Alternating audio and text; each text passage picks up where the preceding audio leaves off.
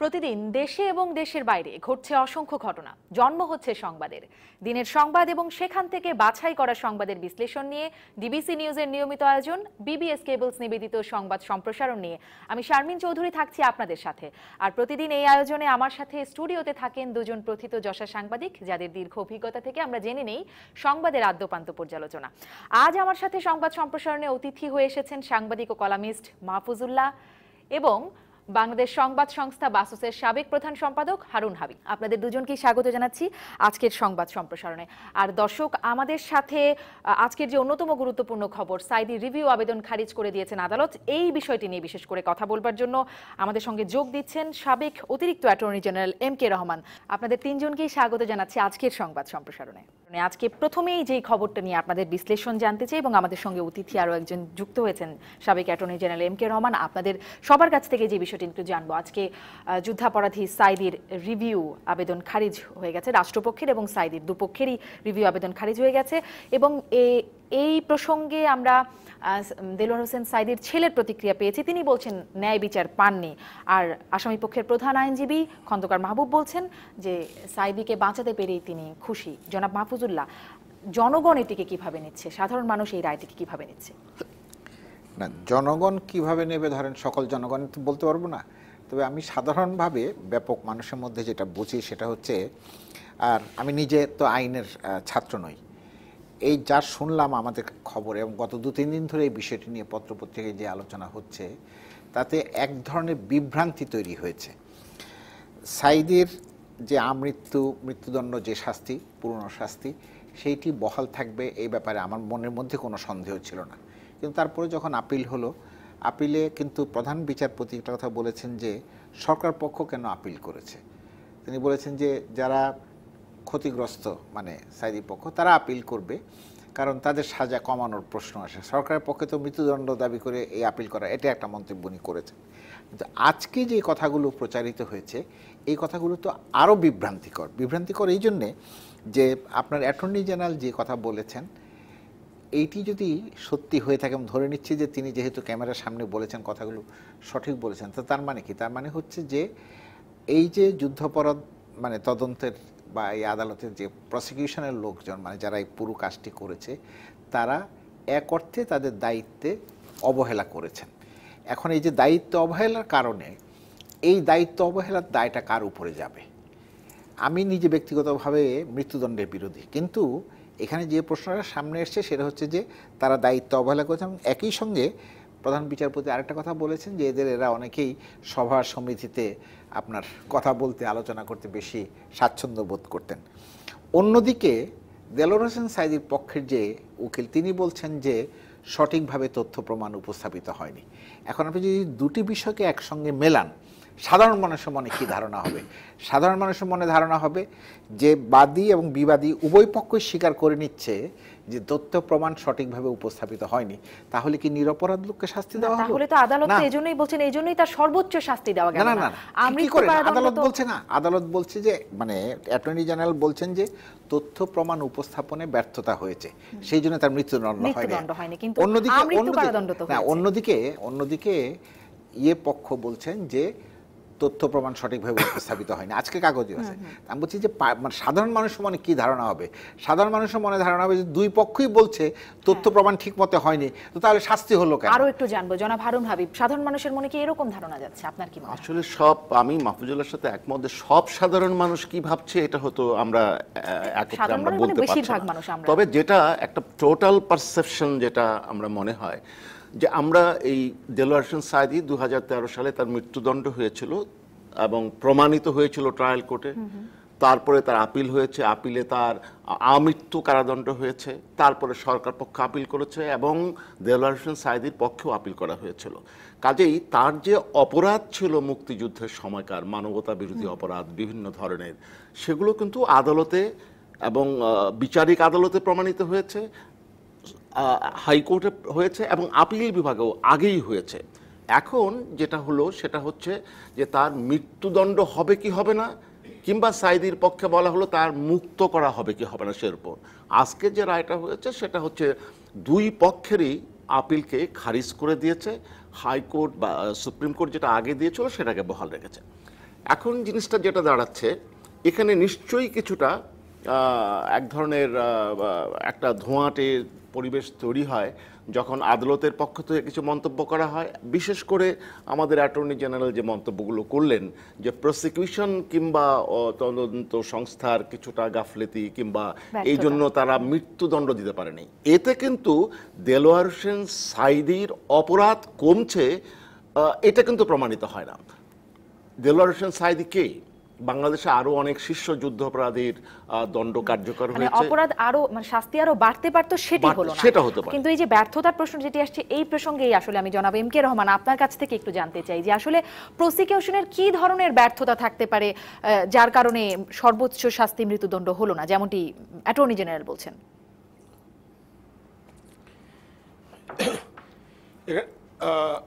এখানে দেখেন, আদালত শুনানির সময় চিফ জাস্টিস মহোদয় কিংবা অন্যান্য বিচারক যারা এই শুনানিতে অংশগ্রহণ করেন অথবা লয়াররা, যে দুই পক্ষের যে লয়ার আছে, তারা অনেক সময় ইন্টারাকশন হয়, প্রশ্ন করে, প্রশ্ন উত্তর দেওয়া হয়, আবার উত্তর দেওয়া হয়, আবার পাল্টা প্রশ্ন করা হয়। তার অর্থ এই না যে মামলাটি সব শেষ হয়ে গেল। চূড়ান্ত পরিণতিতে যা আসছে, আদালতের আদালত বলেছেন এবং অ্যাটর্নি জেনারেল সাহেব বলেছেন যে তথ্যপত্র সঠিকভাবে যদি উপস্থাপন করা যেত তাহলে হয়তো তার মৃত্যুদণ্ড হতো, যে যারা ট্রায়াল কোর্ট দিয়েছে, এবং অধিকাংশ চার্জটাই প্রমাণ করা যেত। তো সেইটার কারণে সব চার্জগুলো প্রমাণ করা যায়নি আদালতের কাছে, সেই কথাটাই এখানে বোঝাতে চেয়েছেন। তার অর্থ এই না যে অপরাধ করেননি উনি, কিন্তু জনাব এম কে রহমান যেটি এখানে মৃত্যুদণ্ড দেওয়া যেতে পারে। এবং এখানে ট্রাইব্যুনালে কিন্তু আইন সেকশন 20-তে পরিষ্কার। জি জনাব এম কে রহমান, আমি যেটা জিজ্ঞাসা করছি যে তথ্য প্রমাণ উপস্থাপন করা যায়নি বলে বা সবগুলো চার্জ প্রমাণ করা যায়নি বলে আপনি যেটি বলছেন মৃত্যুদণ্ড দেওয়া যায়নি হয়তো, কিন্তু ট্রাইব্যুনাল বা বিচারিক আদালত যেই একটি গ্রাউন্ডে আমি দেখছিলাম যে 10 নম্বর অভিযোগে হিন্দুদের বাড়িঘরে অগ্নিসংযোগ এবং বিসাব আলীকে হত্যার অভিযোগে তার মৃত্যুদণ্ড দিয়েছিলেন, সেটিও তো কমে আমৃত্যু কারাদণ্ড হয়ে গেল, সেটি তো প্রমাণিতও হয়েছিল। মানে সবই যে প্রমাণিত হয়নি বা মৃত্যুদণ্ড দেবার মতো কি কোনো গ্রাউন্ড ছিল না, এমনটি কি? না, আমি তাই বলছি, একটা অভিযোগ প্রমাণিত হইলে না, একটা অভিযোগ প্রমাণিত হলে কিন্তু মৃত্যুদণ্ড দেওয়া যাবে। তাহলে আদালত মনে করছেন যে অনেকগুলো অভিযোগ ছিল, তা একটা অভিযোগ প্রমাণিত হলো যে তথ্যপত্র যে সঠিকভাবে উপস্থাপন করা যেত প্রসিকিউশন অথবা তদন্তকারী সংস্থা, তাহলে হয়তো অন্য অন্য অভিযোগও চার্জও সাজা দেওয়া যেত। এখন এই ট্রাইব্যুনাল, এই যে সেকশন 20 ধারায় যে বলা আছে যে একটা অপরাধ প্রমাণিত হইলেই যে tribunal shall award a sentence of death, আর যদি upon conviction of an accused, the tribunal shall award a sentence of death or such other punishment proportionate to the gravity of the crime as it appears to the tribunal. এখন tribunal একটা অফেন্সে তাকে মৃত্যুদণ্ড দিয়েছেন, appeal বিভাগ, supreme কোর্টে appeal বিভাগ appeal শুনানির পরে এটা আমৃত্যু কারাদণ্ড দিয়েছেন তাকে। আজকে কিন্তু আপিল শুনানি হয়নি, আজকে রিভিউ শুনানি হয়েছে, এবং ওই রায়ের বিরুদ্ধে রাষ্ট্রপক্ষ এখানে রিভিউ পিটিশন ফাইল করেছেন এবং মাওলানা সাঈদীর পক্ষে রিভিউ পিটিশন ফাইল করেছেন। এখন আদালত দুই পক্ষ শুনানির পর মনে করেছেন যে না, এই আগের যে সাজাটা সুপ্রিম কোর্ট যেটা দিয়েছেন আমৃত্যু কারাদণ্ড, সেটাই যথার্থ এবং সেটাই বহাল রাখা উচিত আর কি। তো দুটো রিভিউ পিটিশনে খারিজ করে দিয়েছেন। জি জনাব এম কে রহমান, আরো কিছু বিষয় আপনার কাছে জানতে চাইবো। জি নিশ্চয়ই নিশ্চয়ই। একটি অপরাধ প্রমাণিত হলে সে তার মৃত্যুদণ্ড হবে, তো একটা খুনের জন্য যদি মৃত্যুদণ্ড হয় তো তাহলে সেইটা ওয়েবড হয়ে গেল কি করে, সেটা মাফ হয়ে গেল কি করে? সেটা যদি প্রমাণিত হয়ে থাকে সেই মানে হত্যা, যে আমি একজনকে হত্যা করেছি এবং এটা পরিষ্কারভাবে আইনে লেখা আছে যে তার মৃত্যুদণ্ড হবে, তাহলে সেইটা ওয়েবড হলো কি করে? মানে সেই ব্যাখ্যাটা কি দাঁড়াবে তাহলে?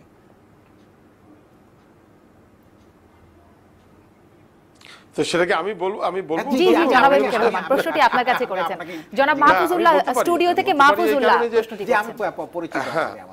আমাকে মনে হয় যে আমাকে, হ্যাঁ হ্যাঁ আমি বুঝতে পারছি, ওনার বয়সেই তো আমি চিনি ওনাকে। এই যে গুড অরেটর এবং ভালো সাংবাদিক এবং কথাবার্তাও বলেন ভালো। বিশ্ববিদ্যালয়ে আমরা সমসাময়িক সময় ছিলাম। এনিওয়ে, কেন মৃত্যুদণ্ড কমিয়ে এটা দেওয়া হলো, সেটা তো হাইয়েস্ট কোর্টের একটা ডিসক্রিপশন আছেই আর কি।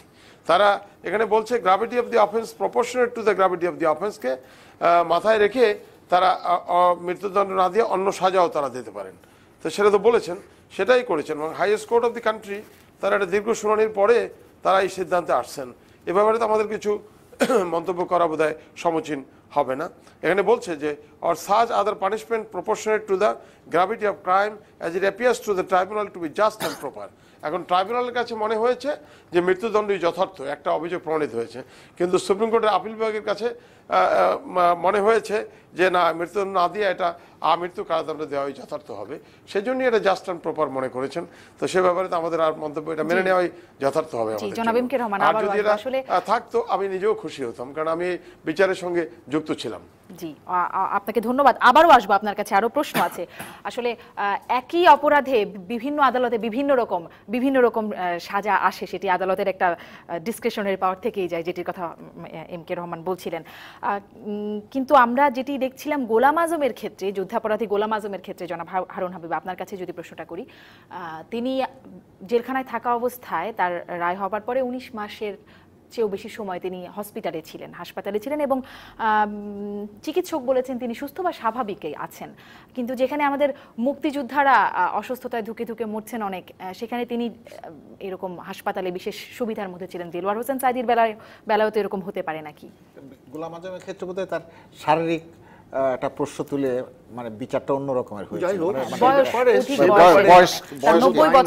আমি সেজন্যই বলছি যে আমি যেটা দেখেছি ও সময় আমরা সমাজের বিভিন্ন অংশ থেকে এর প্রতিবাদ হয়েছে যে গোলাম আজমের মতো একজন শীর্ষ যুদ্ধাপরাধী পিজি মানে সরকারি হাসপাতালে শুয়ে এবং সেখানেই তিনি তো মারা গেলেন। তো এটা কেন হলো? আসলে আমরা অনেক কিছুই চাই, কিন্তু সেটা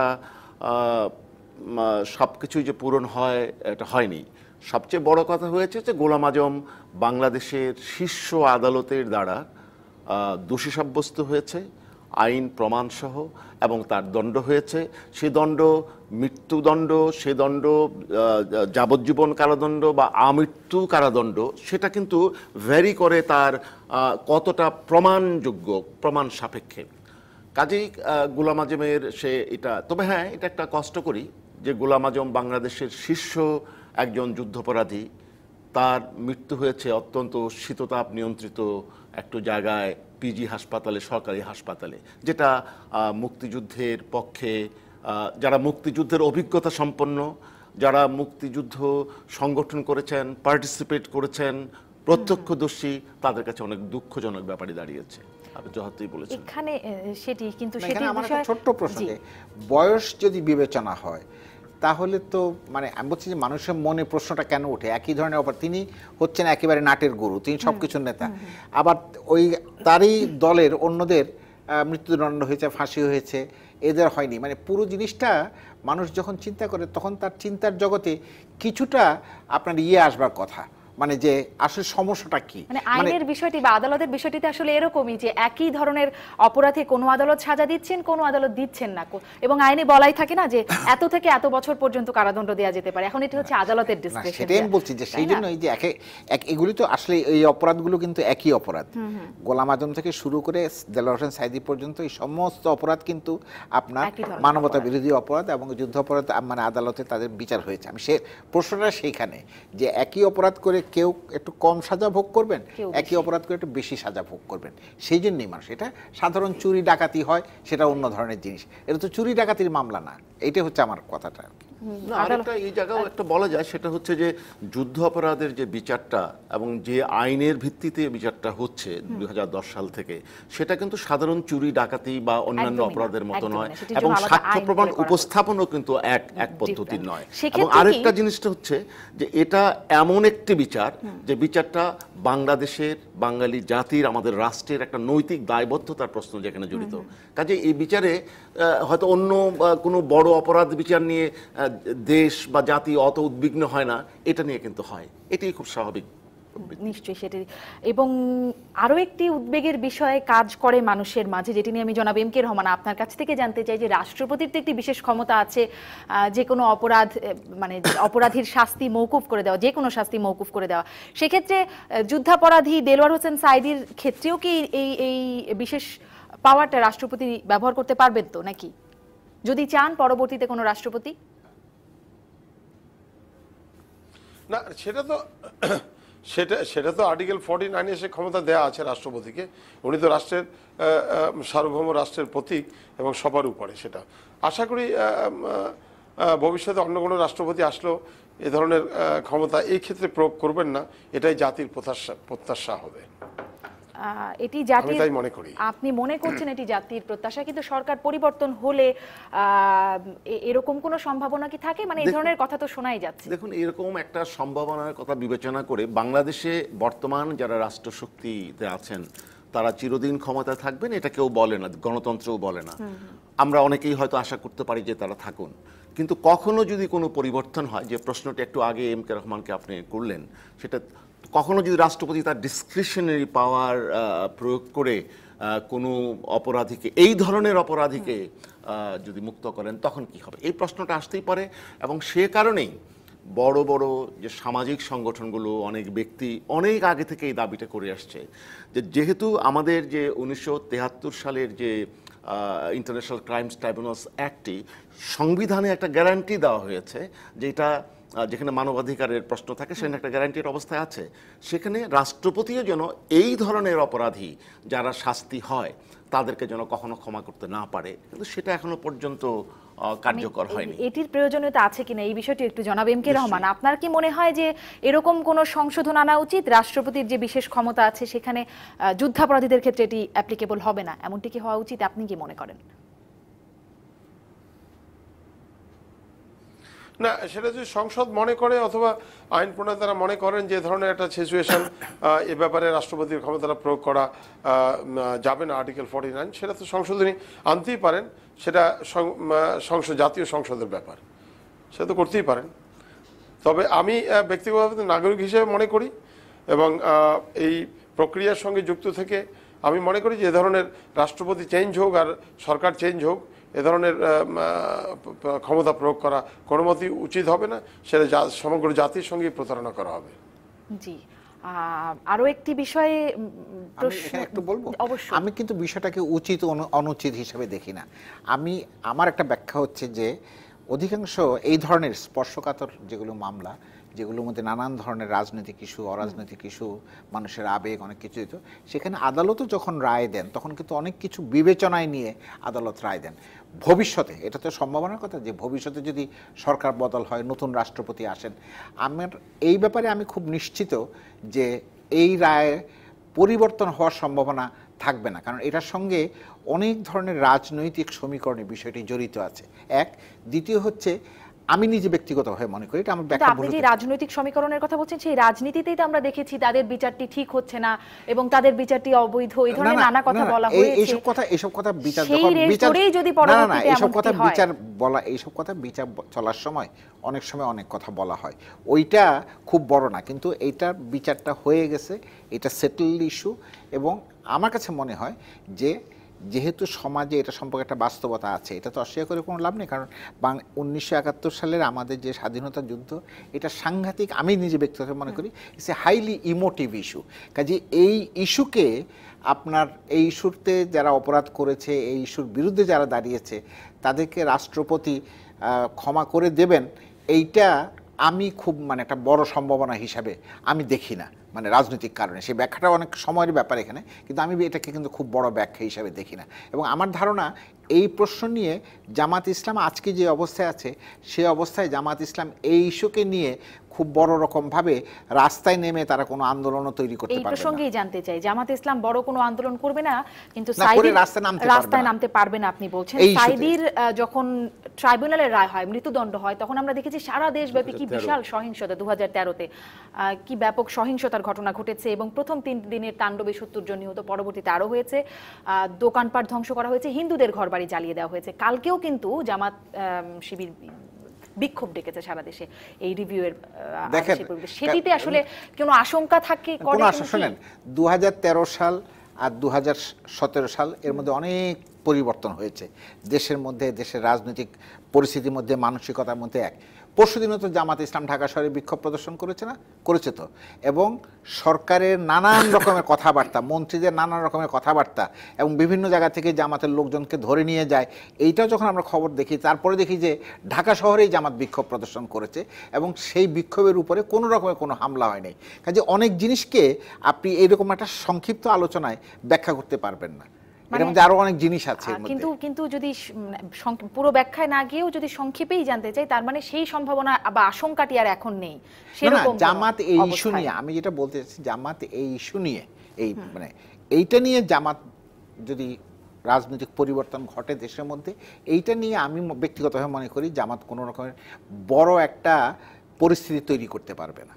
এটা হচ্ছে আমার মানে ধারণা। জি, কিন্তু যেই পরিস্থিতি তৈরি হয়েছিল সেটির জায়গা থেকে আমি একটু জনাব এম কে রহমান আপনার কাছ থেকে জানতে চাই যে সাধারণ মানুষের মধ্যে এক ধরনের চিন্তা থাকে যে হয়তো ওই যে 13তে মৃত্যুদণ্ড দেবার পরে যখন সারা দেশে সহিংসতা হলো, এই সহিংসতার ব্যাপকতা দেখে হয়তো রায়টা কমে গেছে, আমৃত্যু কারাদণ্ড হয়েছে, মৃত্যুদণ্ড থেকে কমে এসেছে, এরকম কি কোনো বিষয়ে কাজ করতে পারে কখনো আদালতের উপরে? না, এটা ভাবার কোনো কারণই নাই। আমি মাহফুজুল্লাহ সাহেবের সঙ্গে সম্পূর্ণ একমত যে 2013 সাল 2017 সাল এক না। আর এটা তাণ্ডব চালানো, সন্ত্রাস করা আর আন্দোলন এক জিনিস নয়। জনসমর্থনবিহীন সন্ত্রাস করা, তাণ্ডব করা, মানুষ মেরে ফেলা, আগুন দিয়ে পোড়া অথবা যানবাহনে আগুন দেওয়া, একটা প্রতিবাদ করে, এটার সঙ্গে জনসমর্থন ছিল না, মোটেই ছিল না। এবং ভবিষ্যতে এটা এই সেটেলড ইস্যু যেটা মাহফুজুল্লাহ সাহেব বলেছেন যে ইস্যুটা মোটামুটি সেটেল হয়ে গেছে সর্বোচ্চ আদালত কর্তৃক। এর বিরুদ্ধে আন্দোলন করে অথবা এর বিরুদ্ধে কিছু করে কেউ কিছু করতে পারবে না এবং এটা জনসমর্থন পাবে না।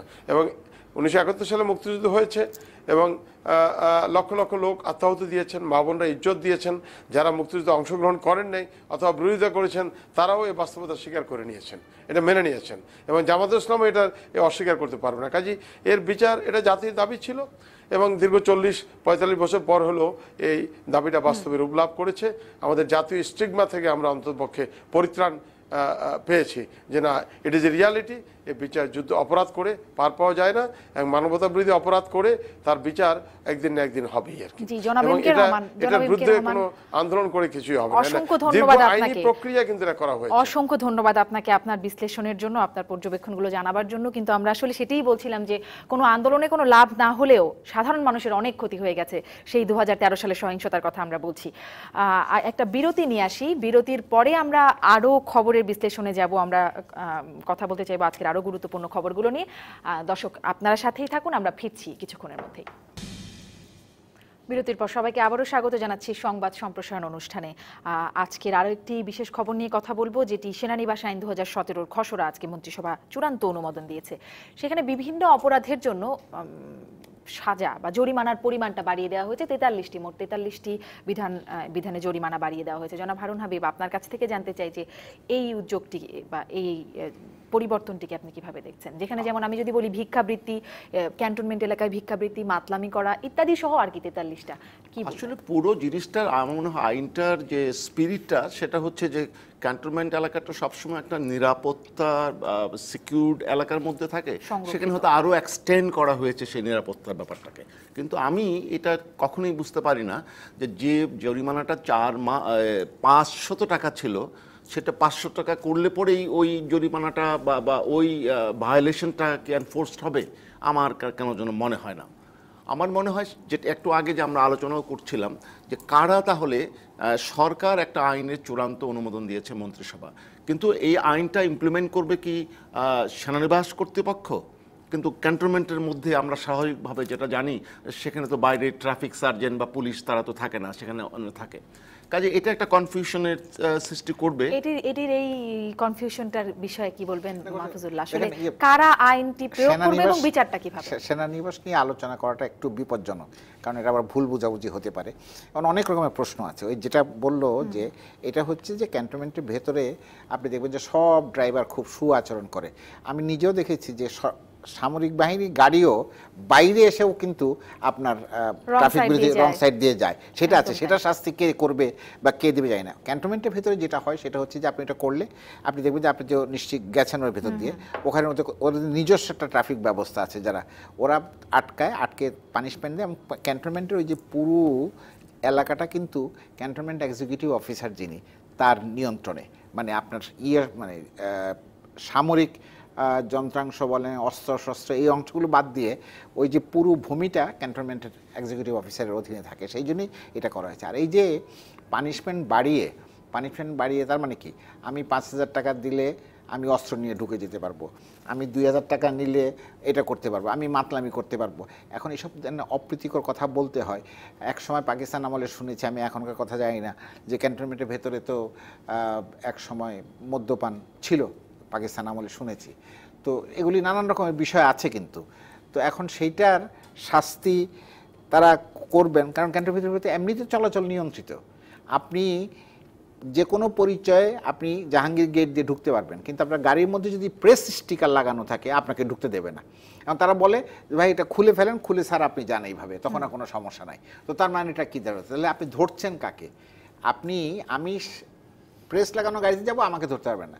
এমনকি বিয়ের অনুষ্ঠান, এই যে সেনাকুঞ্জ, সেনা মঞ্চ, এগুলো তো আপনি কমার্শিয়ালি ভাড়া দিচ্ছেন, আপনি এগুলো মানে সাংঘাতিক রকমভাবে রেভিনিউ আর্নিং করছেন, সেখানে পর্যন্ত লোকজনের এন্ট্রি রেস্ট্রিক্টেড। যে অমুক দাওয়াতের লিস্ট জমা দিতে হবে, দাওয়াতের লিস্টের মধ্যে আবার নাম দাগ দিয়ে দেওয়া হয়, অমুক অমুক অমুক অমুক আসতে পারবে না। তাহলে কেন? এটা নিয়ে অনেকবার অনেক বিতর্ক হয়েছে। এবং ক্যান্টনমেন্টের ভেতরে ঠিক মাঝখান দিয়ে জাহাঙ্গীর গেট দিয়ে ঢুকে যে রাস্তাটা বেরিয়ে গেছে, অনেকবার বলা হয়েছে যে এই রাস্তাটা যখন পিক টাইম, সেই পিক টাইমে এই রাস্তাটা ওপেন করে দেওয়া উচিত, অন্তত প্রাইভেট গাড়িগুলোর জন্য, প্রাইভেট যানবাহনের জন্য। আবার আপনি নিশ্চয়ই লক্ষ্য করেছেন যে ক্যান্টনমেন্টের ওখান দিয়ে এই যে আপনার যাচ্ছে, বাস যাচ্ছে না, বাস যাচ্ছে, টেম্পো যাচ্ছে, এটা যাচ্ছে, এবং ওখানে যেভাবে ওখানে সার্চ করা হয়, সেখানে ওই টেম্পোর ভিতরে কি আছে, বাসের ভিতরে কি আছে, আমি 100% নিশ্চিত যে ওখানে যে সিপাহীরা দায়িত্ব পালন করেন ওগুলো তারা কখনো চেক করেন না। তো কাজে অস্ত্র নিয়ে তো যে কেউ ঢুকতেই পারে। এখন ক্যান্টনমেন্টের নিরাপত্তা কি এতই দুর্বল যে এই ফাইন করে আপনি এই দুর্বলতাকে ঠেকাতে পারবেন? ফাইন করে দুর্বলতাকে ঠেকানো যাবে না, বা ঠেকানো যায় না, এটা সাম্প্রতিক সময়ে প্রমাণিত হয়েছে যদি কেউ অপরাধ করতে চায়। কাজে সেই জন্য পুরো বিষয়টাকে আসলে অনেক বেশি র্যাশনাল দৃষ্টিভঙ্গি দিয়ে দেখা উচিত। এবং অনেক সময় আলোচনা হয়েছে যে যেটি বলছেন ভেতরের মানে জরিমানা দিয়ে অপরাধ ভাবে ঠেকানো যায় না, আপনি বলছিলেন, কিন্তু আমরা এমনিতেই দেখছি যে ভেতরে খুব সুনিয়ন্ত্রিত থাকে। হ্যাঁ, ওই যে ওটা মারের ভয়ে, অন্য কিছু একদম পরিষ্কার।